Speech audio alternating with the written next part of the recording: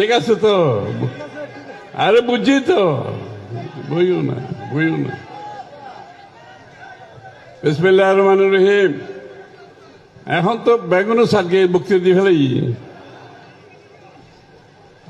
I যদি সারকে বক্তৃতা দিই মাননীয় প্রধানমন্ত্রী বুঝতে না কিছু, তাই বাংলা সারকে একখানে মিলে দিই, ঠিক আছে না? আচ্ছা, বাঁশখালীর দাবি দেওয়া লাগতো না তো? বাঁশখালীর এই বর্তমান সরকার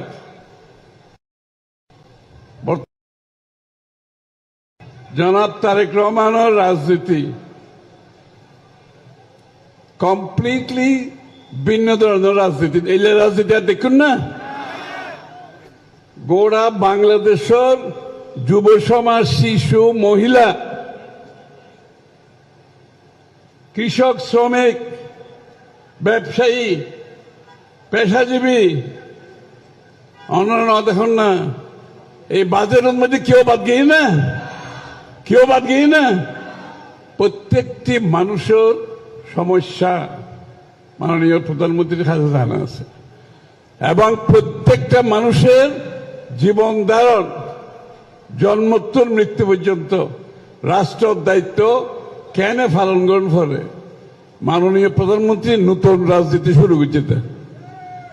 ওই ফুলের রাজনীতিতে হাত দেশের তুলে তো এখন নতুন রাজনীতি, নতুন চিন্তা, নতুন ভাবনা, কারণ বিশ্ব বদলে গিয়ে এখন এই নতুন চিন্তায় বাংলাদেশ গড়ার যে কাম শুরু, ইনশাআল্লাহ বাংলাদেশের প্রত্যেকটা মানুষের কাছে অর্থনীতির সুফল প্রত্যেকটা মানুষের বাড়ি বাড়ি যাবে, প্রত্যেকটা মহিলার ঘরে ঘরে যাইব। ওনারা কে ফাইন না মাই ফল মহিলা কার্ড ফাইন না, ফ্যামিলি কার্ড ফাইন না, আজ নফন ফ্যামিলি কার্ড আই প্রত্যেক পরিবারের যারা আর মহিলা অক্ষল গড়র যিনি প্রধান মহিলা ব্যাকগ্রাউন্ডের কাছে ফ্যামিলি কার্ড যাব ইনশাল্লাহ, কৃষকের কাছে কৃষি কার্ড যাব,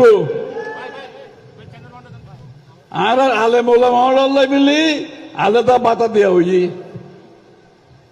এবং চিকিৎসা সর্বস্তরের মানুষের চিকিৎসা দেওয়া যায় বিনা পয়সায়।